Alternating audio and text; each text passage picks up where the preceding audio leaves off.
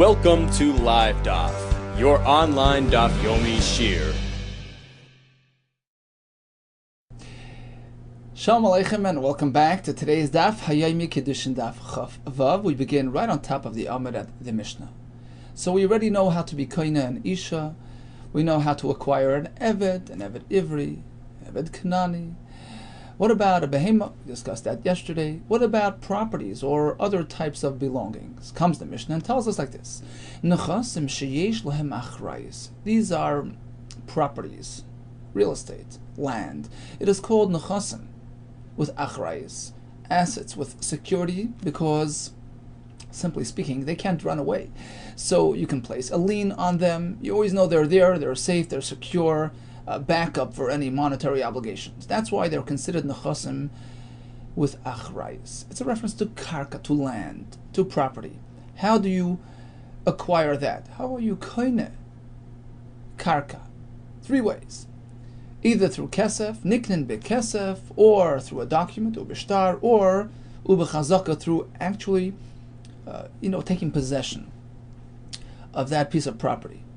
In the case of a field, it would be just a small dig or fixing up of the fences. That's an act of ownership. That's called chazaka. Okay, so these work for land, for properties, for real estate. She'ein lehem achrayis. What about other belongings, mobile items, which are not safe and secure in terms of being used for as a fallback for a loan? The only way is Mashicha, physically taking them into your possession, either actually pulling them in, or, as we learned the other day, in the case of an animal, you can actually call out to the animal, have him walk. So that's considered Mashicha. Continues the Mishnah. Although Kesef, Shtar, and Chazaka are specific to Karka, but at times you can actually use that form of kinyan for metatlan as well, if that item is sort of paired up with the karka. Nechasim she'ein lam achrayis. Other types of items are niknin im nechasim she'esh lam achrayis. If you do it simultaneously, it's one package deal. You can acquire any type of item together with that karka if you employed one of the three acquisition methods for karka. One more halacha, which is also on the bundling topic. You can bundle, you can tie together. So we know that we cannot impose a shavua, an oath regarding karka, but you may do so regarding metatlan if there's some sort of discrepancy in the claim, and you can you can force him to make a shvur. So that only applies to metatlan, but not to karka. But the metatlan have a way of bringing the karka into the fold. V'zoikikin, they can bind, they can pair up. Es hanachasim sheyesh lam achrayis. Karka can be paired up with metatlan, lishav alein, which will allow us to extend the shvua and apply it to the karka as well. Okay, so it works both ways. Metatlan can benefit from karka. They can be acquired together using the methods for karka. And likewise, karka can be paired together with metatlan. When there's a shvua on metatlan, you can sort of extend and impose that shvua on the karka as well, which typically you don't do on karka. Okay, so you acquire karka through kesef, shtar, and chazaka. How do we know that? Bekesef min olam. Amar chizki amakro, it's a pasuk. So you buy fields with money. Who says? Maybe you need a document as well. Because the pasuk right there says, says Rashi. So how do we know that kesef can work independent of shtar? Answers the Gemara. Sorry, that's part of the kasha. Right? You're right. If it would say, yiknu at the end of the pasuk, it would be sades bakesef and basefer, and then it would say yiknu. That would tell you that the kinyan, the acquisition, only happens after both elements of kinyan were executed, kesef and shtar. Iksiv yiknu l'baseif kedeka amrus. then you would have it. But now it says yiknu before the reference to shtar. It says Sodais Bakesef Yiknu. And then it says write a shtar. What does that tell you? About the ability of money to buy. There's a raya. That kesef, yeah, on its own is kana. You can make a kinyan shtar. Well, the shtar discussed in the pasuk is just a raya ba'almu. It's just for verification purposes. It's a raya. It's not a shtar used to buy the karka. Rather, the kesef is what makes the kinyan. Amar avloi shona. When do we say kesef alone can accomplish kinyan? El b'makim shein koisvin as a shtar. If you're in an area where they don't have a practice, a minhag, a custom to write a shtar. Aval b'makim shein koisvin as a shtar. But if in your place they typically do write documents when they acquire properties, loy kana, in that case, the kinyan is not completed because, as Rashi explains, since they are ragil b'hachi loy samcha dai. I'm reading Rashi. Loy samcha dai to the lekeach adanoket shtara. Rashi is around 20 lines off the top. Rashi says like this: it's a matter of mindset. It's a matter of mentality. If they are ragil to write shtar, you know,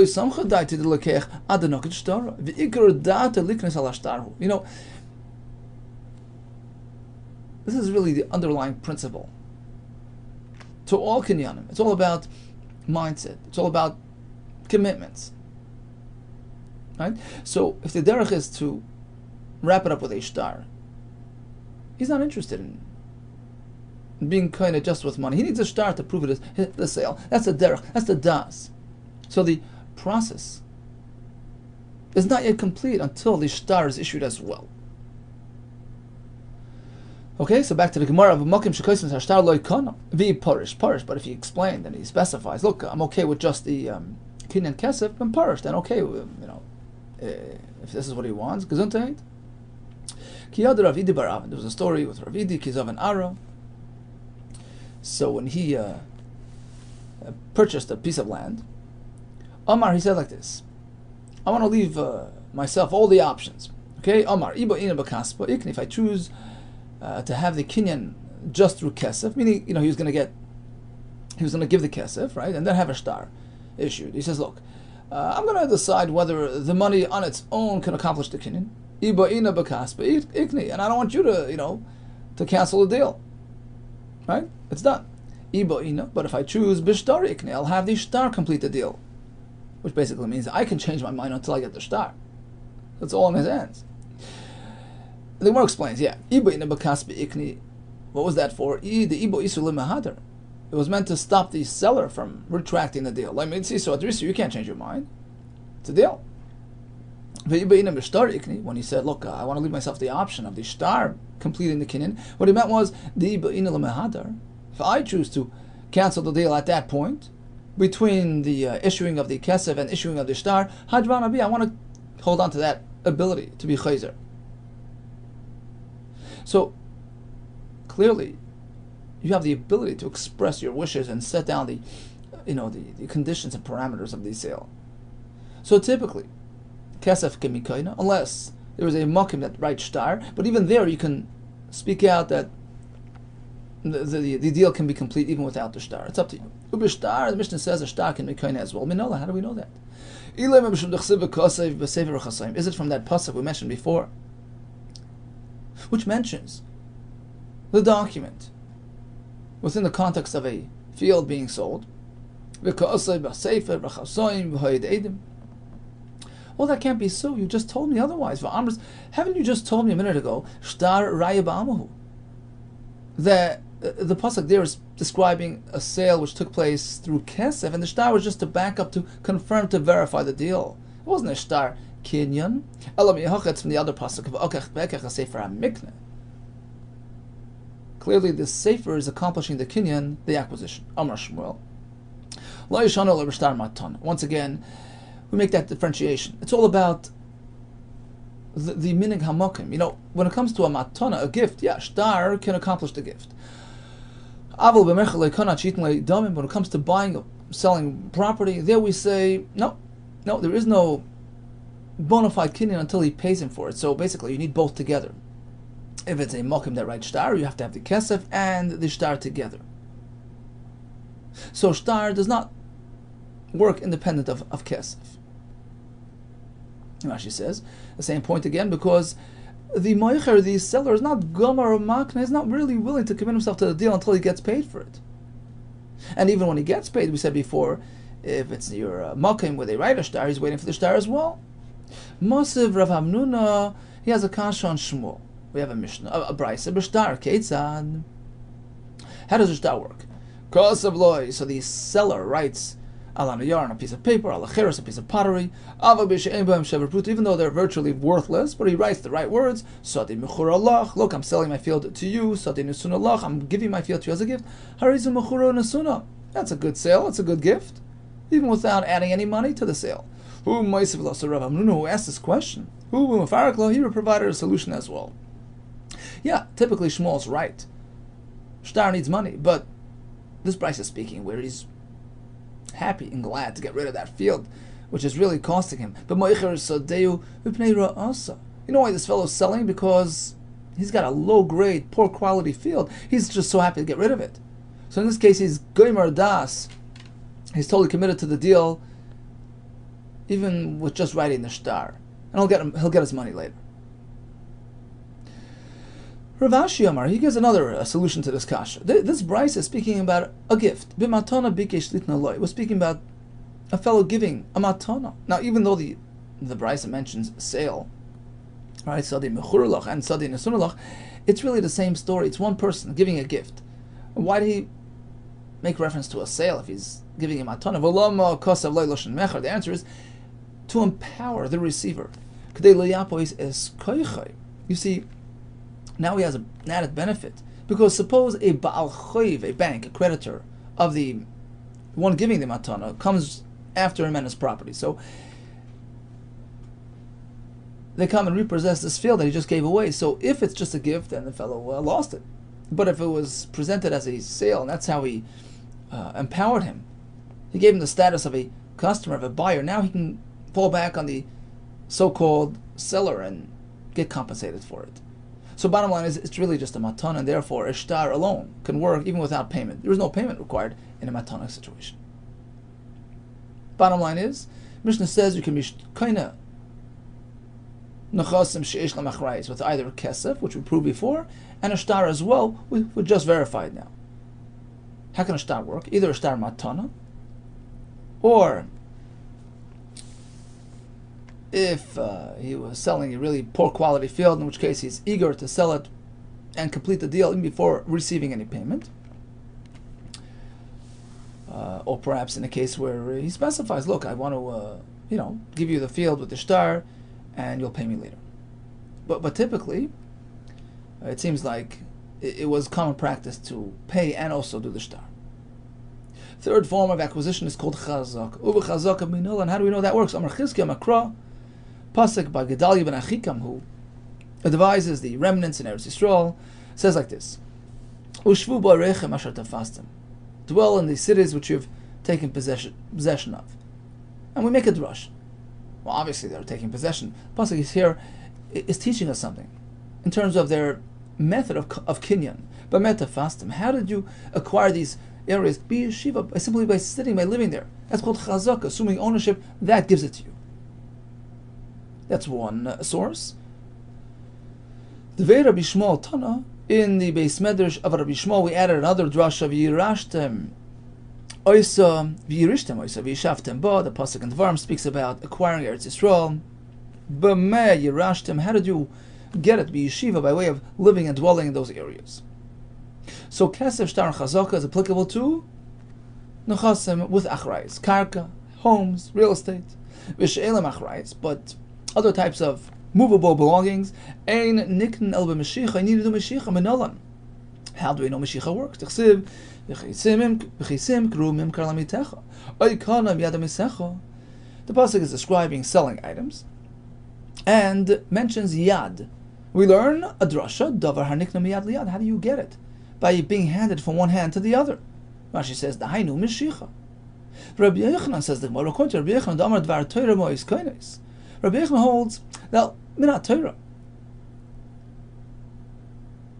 Kesef, Mois, money, accomplishes kinyan even by metaltalin. And Rashi brings the pasuk we find by Hegdish, v'nosan hakesef v'kam loy. So the question is, why did the Mishnah indicate that for these items you need Mashiach, Kesef is not sufficient? According to Rabbi Yehuda it is. The answer is, the Mishnah is speaking about midrabanan. What's required midrabanan and Mashiach. Okay, so it says the Gemara, Rabbi Yehuda the Amar Dvar Torah, Minat Torah, you should know Mo'is Koines, even from metaltalin. Michael, remember, so why did the Mishnah mention Mashiach specifically? The answer is Tana.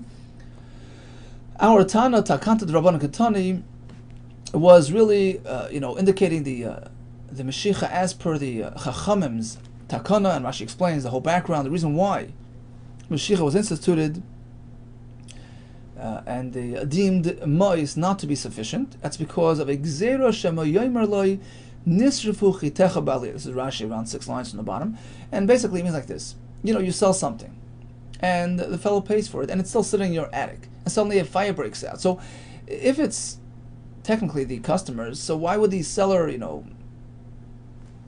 go out of his way to save his property and really stick his neck out to save the other person's things? So there's always that concern that perhaps these items might be endangered and under attack, and basically by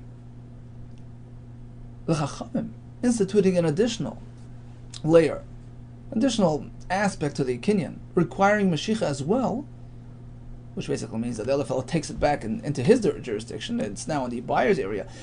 The fact that they require that basically indicates that until that happens, it's not yet really fully sold, and the seller can still back up and change his mind and hike the price, whatever, right? So then he'll consider it his. He'll treat it like his own property and do all he can do to save that property. So it's a takana, which we're going to learn in Bava Metzia, Be'ezus Hashem, and the Mashiach requirement mentioned in our Mishnah corresponds to that takana. Now let's move on to the last part of the Mishnah. You can bundle up nechasim mishein lamachrayis. You can take metaltalin and bundle it together with karka and do one kinyan on both. So the kesef used to purchase the karka will also give you the metaltalin. How do we know that works? Not immediately.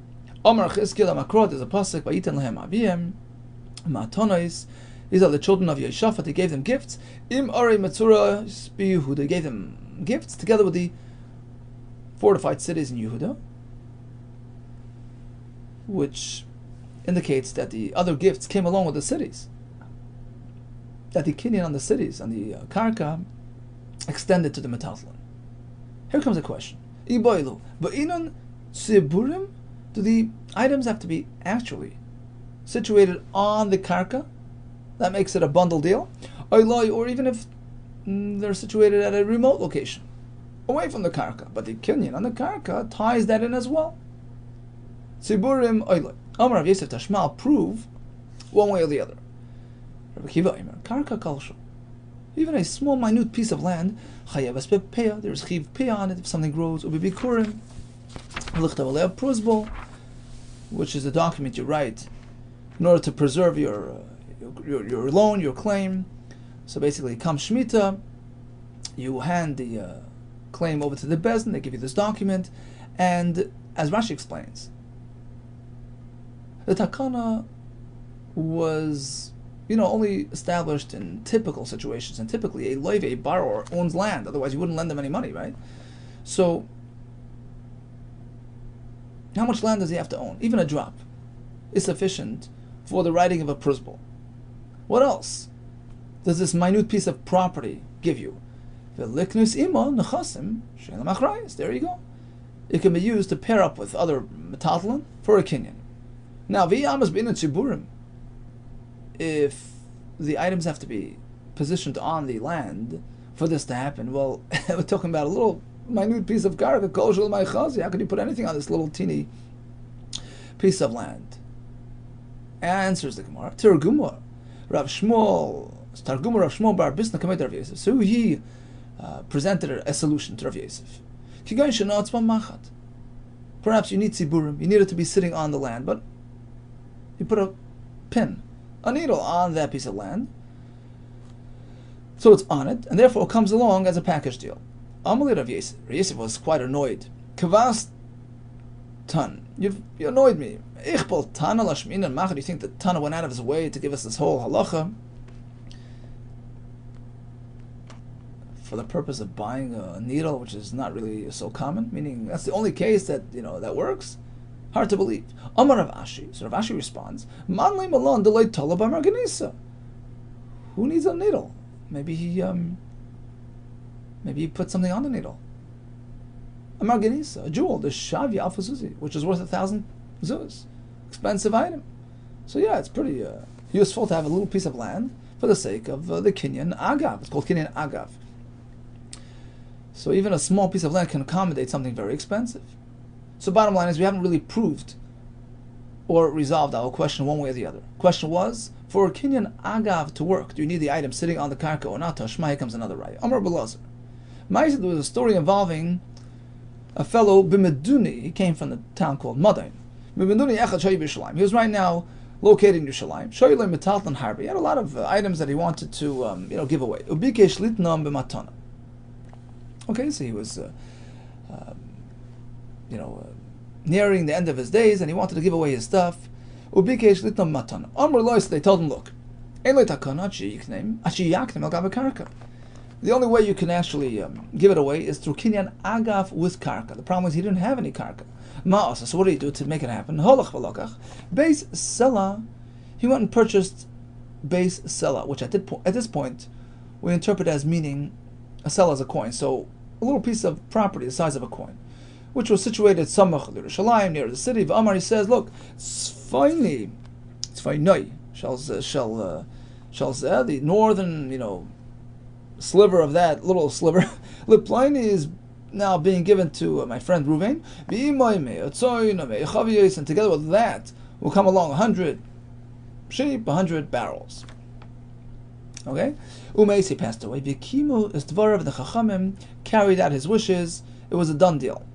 End of story. Asks the Gemara, doesn't this prove our question? Vi amras bein tziburim. If tziburim is required, but tziburim right? If the item has to be sitting on the karka for it to go along for the ride, beis sela l'may chazi. How are you going to put 100 barrels on one little piece of land? Apparently, it doesn't have to be situated on top. Well, who says we're talking about a small piece of land to begin with? Misavras beis sela. When it says beis sela, you think it's sela mamash, the size of a coin? No, a huge piece of land. My sela, that means enough is tuva. With a huge piece of land. But why is it called sela? By my karle sela, kashika sela. It says har is a rock. Sela is a rock. But of course it was large in size and accommodated all his barrels and his sheep. Tosh, here comes another right. There was a story involving a person, he was unwell. He was living in Yerushalayim unwell. Rabbi Lezer. The reason why we insist that he was unwell is because we're going like Shitas Rabbi Lezer. Rabbi Lezer says that even when a person is unwell, he can't just grant gifts without making a kinyan. So according to Rabbi Lezer, we're speaking even about an unwell person. Some say he was bari, he was healthy. Bari hayakarabanan. This is in line with Shitas Rabbanan, who say that a person who's healthy must make a proper kinyan to give stuff away. But if he was really unhealthy, he's called a shchiv marah, he's deathly ill, then he doesn't need to make a kinyan. Chacham empowered him, and even verbally he can just give stuff away. So whatever the story was, healthy, unhealthy, bottom line is he needed to make a kinyan for whatever reason. Okay, shoyla metaltlin harbi, lots of metaltlin. Bigesh lit matana. He wanted to give him away. Amrullah told him, look, you have to do it right. Ein loy takana ache yakne magabe karka. The only way is to grant them with karka. It's the only way. Kinyan agav. Me'asa. So what did he do? Halach v'lakach beis roiva. Samach l'Yerushalayim. He purchased a small piece of land. Beis roiva means where you can plant a quarter of a kav of seeds. Okay, a small piece of land. V'amar, he says like this.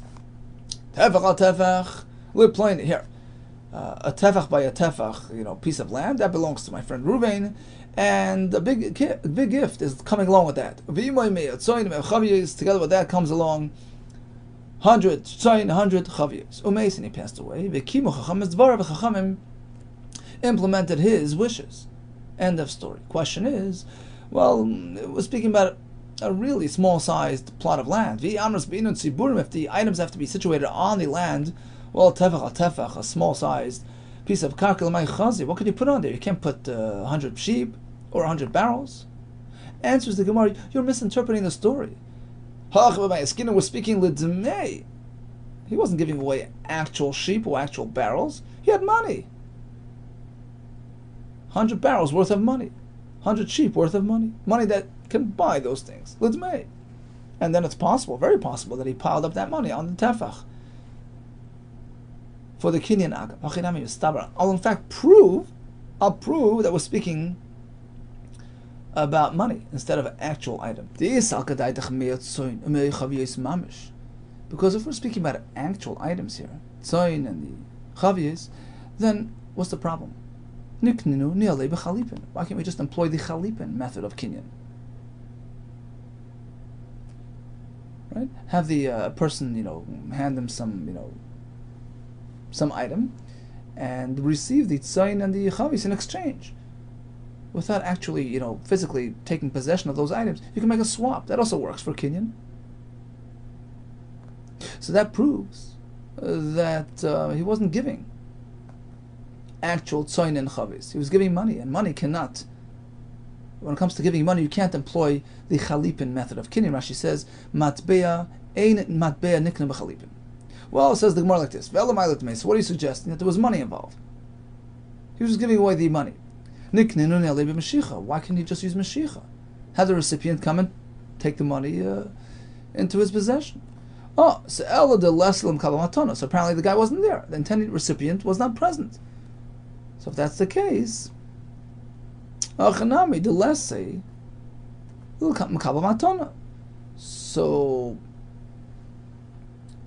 perhaps we're speaking that he was actually giving away the tzayin and the chavis. And regarding your question, why couldn't he just do a chalipin? Because the recipient wasn't there. Well, they can just use somebody else for that. Why can't they noising find another person, do mashicha, to make mashiach on behalf of the intended recipient? The answer is like some chadaite. He didn't feel confident getting another person involved. Somebody figured shamit v'achal away, the other person was just take and run away with it. So therefore, that is not a solution. But ultimately, we haven't really proved our point. We thought we had a raya that you see. Look, the items were not sitting on the karka, and they still were given away together with the karka. You see, the bundle deal works even without tziburim.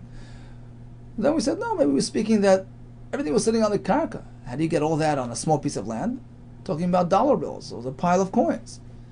Then we tried to prove it, and we didn't really, substantiate the proof. But it can still be true that there was money involved, and the money fit right onto the karka. Says the Gemara. But we did come up with other forms of kinyan. We could do other ways, right? It just didn't work out. But why did they? Velamai ainli takana. Why did the Bryce indicate that there was no other avenue? There's no other way to do this. The only way is to buy the karka and do the agav. Technically there were other ways to do it. A mashicha through a third party. He opted not to, but why do you say ainli takana? There was just no way out. Hachikama means to say lamaydeli some chadaiti, based on this fellow's mindset, his disinterest in getting other people involved. Ainli takana. So the only solution is achi yaknim al gab karka, to employ the kinyan agav and do it that way. Tashma, here comes another raya regarding our question. For kinyan agav to incorporate metaltlin, do those metaltlin need to be situated on the karka or not? Tashma, Mas Rabbi Gamliel v'skein. There was a story involving Rabbi Gamliel and other elders, shoyibayim b'sfina, who were riding a ship, and Rabbi Gamliel remembers that he has some produce, some tevel, sitting at home, and typically an erlich, a person does not leave non-kosher material at home. So he wanted to quickly sort of separate the trumas and maser sitting on the ship. So what did he do? Amalem Rabbi Gamliel is skenim. So he turned to the skenim and he says, look, Isser is lashon of maser, a tenth of the stuff that I have at home. Shani asid lamud, which eventually I'm going to separate. That's going to be for maser rishon. And right now, here and now, I'm giving it to Nosen Loi, Rabbi Shua, to Rabbi Shua ben Chananya. Rashi says it was a Levi. I'm giving it to him right here. Now, how am I giving it to him? It's not here. I'm renting him the mokaim on which the maser is sitting. So he's getting it through kinyan agav. Right? He's renting from me. He's giving me a pruta. Like we do mechiras chametz, right? So we rent the spot where the chametz is sitting on. The location is rented together with the content above it. And the next thing is maser ani v'isur acher shani asad lamud. The next maser ani, which I'm going to measure and separate, nasnei l'Akiva ben Yosef, is now being given to Akiva ben Yosef, who was a caretaker of the aniyim. He was a gavay tzedakah. Kadesh yizkabel aniyim. He's going to be zeicha for the aniyim. And again, it comes together with the rental umukayim mirskaloi. And Rashi adds that there is the conclusion to the story mentioned in the Brisa of Niskablu, Sechar Zemizeh, and they exchanged the rental fee, and he gave him a deposit for the rent, and that was the kinyan. Why did he have to indicate that the content was sitting right on top of the rental area? Apparently you need to have tziburim for it to work. Really? Says the Gemara, no. Shani Hasan, perhaps the reason why he did it that way is because just to make it easier for them. Because otherwise they would have to, take their stuff out as soon as they come back. No, he wanted to give it to them in a way where, they can take their time and pick it up whatever is convenient for them. So he gave it to them with the karka. So it's now situated in their leased property, so to speak, and they can come take it at their discretion. So bottom line is, we haven't really proven our case. We know about kinyan agav. You can incorporate metatlim together with the kinyan karka, but does the item have to be sitting on the karka or not? We tried many attempts. We have not really resolved, and this is in conjunction with our Mishnah, which told us that there were three forms of kinyan in karka: keser, shtar, and chazaka. Metatlim need meshicha. There's kinyan agav, and then we have the halacha of zokikin regarding shvua, which will be discussed eventually. Siyata d'shmaya. All the best to you, and hatzlacha rabbah.